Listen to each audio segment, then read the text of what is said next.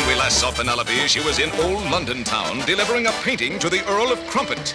But that foul, foggy fiend, the Hooded Claw, had other plans. Yes.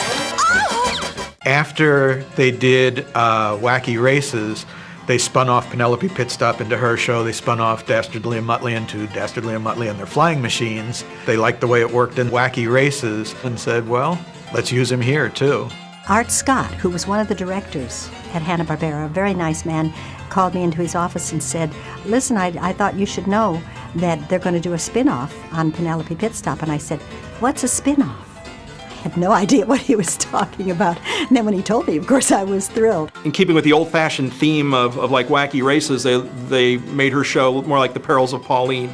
So you took this adventurous girl, put her on these different adventures with a classic melodrama villain out to stop her, and then you bring in the Ant Hill Mob as her protectors. It was really cool. It's even more like a silent film in terms of, no silence, but in terms of the structure with the bad guy and the two identities. Each half hour had a specific theme.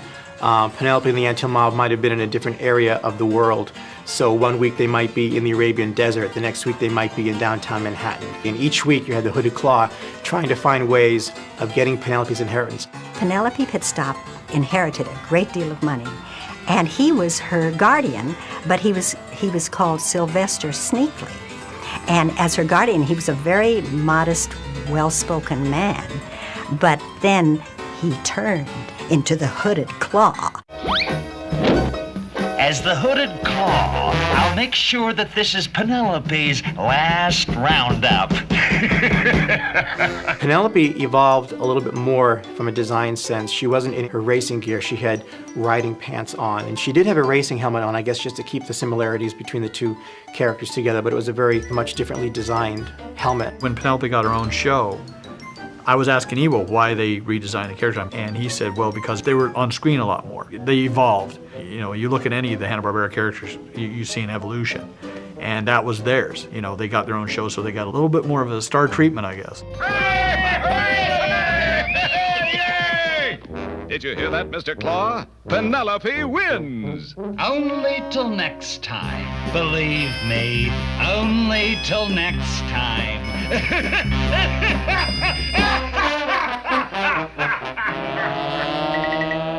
Pauline was hysterical. I mean, Pauline could take, 3 words that no one could make funny, and his inflections and the way he said it, it was hysterical. Blast! If it weren't for a shortage of evil henchmen, I'd fire you.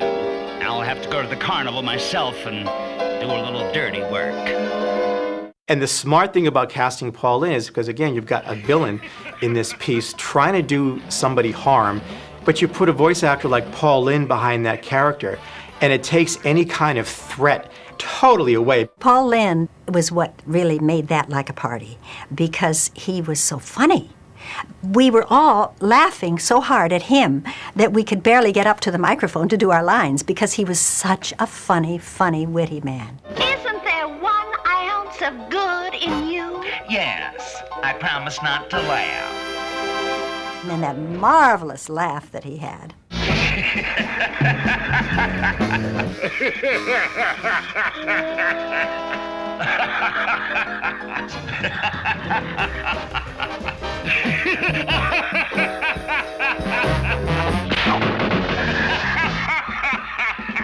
Nothing can save her now.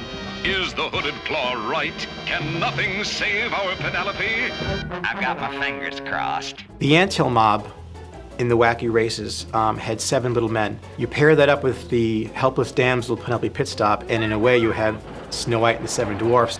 Like in the Wacky Races, how you have 11 specific cars and personalities around them. Well, it's the same thing with the Ant Hill Mob. The next year they had 7 different men and different personalities. They didn't use a traditional hero. They kept it really accessible for kids, I think, because you had Penelope as the fun, cute girl in trouble. The Ant Hill Mob are her protectors, yet you don't bring in the element of romance and make it icky for the kids. Come on, Chugaboo, come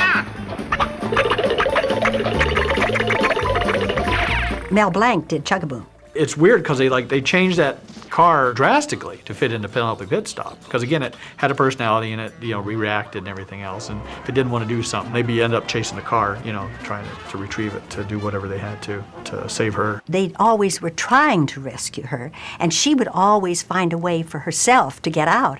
But then she would give them the credit. Little me is safe again. Blast! Cheat! Foul! Blast!